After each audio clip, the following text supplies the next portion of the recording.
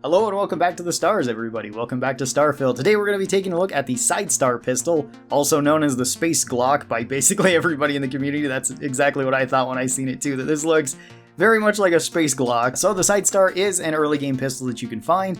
It does function like how you would kind of expect a Glock style pistol to work. For the base stats of the Sidestar, this one does 12 damage per shot. That is just the regular Sidestar's damage. Unfortunately though, the Sidestar is one of the few weapons that can't actually get an advanced version of it, which is kind of disappointing. It's still not terrible at the refined, it's pretty decent, but it's not going to be able to compete with certain weapons later on, just a heads up. It is one of two weapons that shoots the 27 caliber round. This and the Rattler are the only two that fire that. This one holds 17 rounds in its base, which is quite good.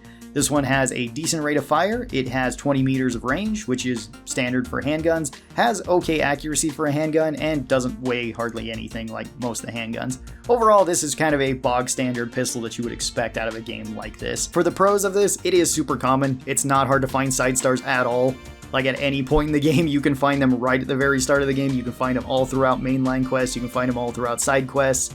They are very common to find on dead bodies as well, so if you just find dead scientists, dead mercs, something, there's a decent chance that they might have a Sidestar on them, so if you're just really looking for ammo or looking for more guns to sell, you can pick these up. Another pro to it is that it has decent damage per second, especially into the early game. You can spam fire this pretty quickly, and it's accurate enough at close and medium range to where you would probably be using this handgun. It also has extremely cheap ammo. The 27 caliber round is one of the cheaper ammos, it's one of the more common ammos, merchants tend to have a lot of it, so you can buy quite a bit of this and not really be worrying about running out of ammo. The other pro is that it only shares ammo with one other gun, so it's only competing with one other gun overall. The cons to this are that it falls off pretty hard later. As we talked about, it doesn't have an advanced version, so refined is as high as it goes, and that is less than ideal. It'd be nice if this one could have an advanced version. It has somewhat low damage per shot, kind of. It depends how you're quantifying this. It's less than other weapons because it doesn't have an advanced version, and it's less than other guns that you would find at the same time, but it is a handgun that's meant for more spamming or more as a secondary weapon. So you're stuck at a tier 3 weapon rather than a tier 4 weapon like most weapons can go up to. So recently I put the Sidestar in my pistol tier list into C tier on the low end of it, and it probably still belongs in C tier. It's an okay weapon if you find it early on enough. You can spam it pretty well. It does okay against small targets. It does okay against weaker enemies. And again, it is one of two weapons that's shooting the 27 caliber, and I do like this one a little bit more than the Rattler. That's totally personal preference though. For a modded version of the Sidestar, I would recommend for the barrel, you go with the long barrel. This is just a straight upgrade over the standard barrel, besides your ADS speed being slightly slower, but everything else is just better. So you might as well put that one on. For a laser, I'd recommend the Recon laser. This is just better than a standard laser, and it marks enemies, so that's kind of cool. For optics, I usually go with the reflex sight. The iron sights are fine on this though. If you like that, then use those. If you don't, then go with the reflex sight. Both are perfectly fine though. It just totally depends on personal preference. For a muzzle, I would recommend you put a suppressor on this. Suppressor, if you have the sneak perk, just gets you more damage with it, so it's just the best damage option. If you don't go with the sneak perk and you don't care about sneak, muzzle brake or the compensator are both perfectly fine depending on what you want. Grip, I would recommend the tack grip. This is just a straight upgrade over the regular grip. Lightens your weapon, makes it so you have faster ADS speed, reloads faster, and stability is just better. Everything is just a straight upgrade when you put that on, so there's no reason not to have it. For magazines, you actually have quite a few different options with this weapon, a surprising amount too. And with one of these, with like the drum magazine, I wish you could have like a fully auto version of this. I think that would actually make this one pretty decent, but since you can't, I wouldn't really recommend it.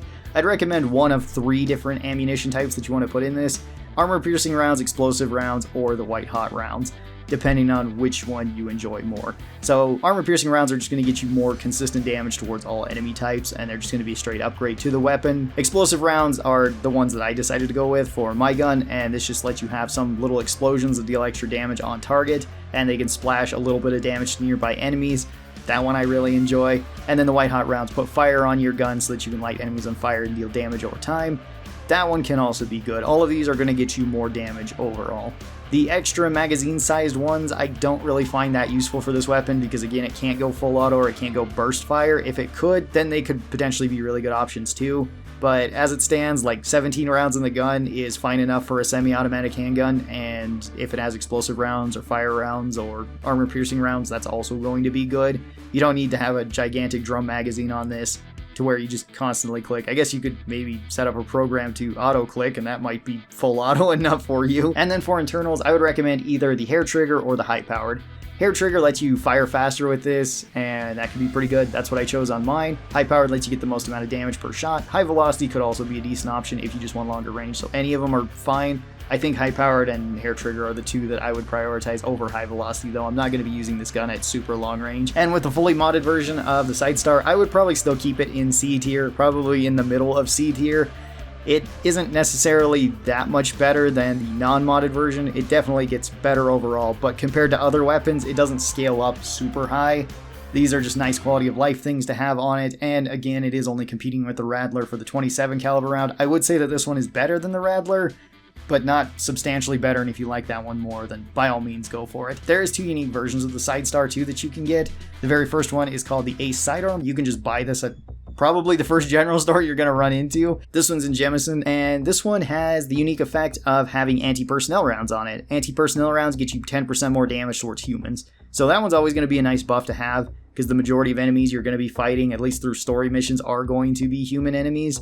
Getting 10% more damage is just a straight buff to it, and it has some decent mods to it, where it's got a recon laser sight, a reflex sight, a muzzle brake, armor piercing rounds, and high powered. That's pretty good, especially with how early on you can get this, and it's not going to cost you a whole lot of money. So if you want to grab just an all-around upgrade to the Sidestar, this would be a really good option right at the very start. Our other unique pistol is called the Memento Mori. This one is obtained by completing a quest for the UC during the Pirates quest.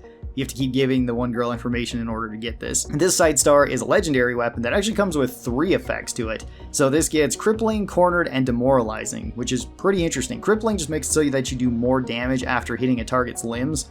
That's pretty good, especially if you're spam firing this like I tend to, so you're probably going to be hitting multiple limbs anyway, so more damage is nice. Cornered makes it so you deal more damage the less health that you're at, which is okay. You don't really want to be at super low health to get the most damage out of this, but if you're missing any amount of health, you do get more damage, so cornered is a perfectly fine effect too. And then you have demoralizing, which can demoralize a target, making it so that they won't fight you.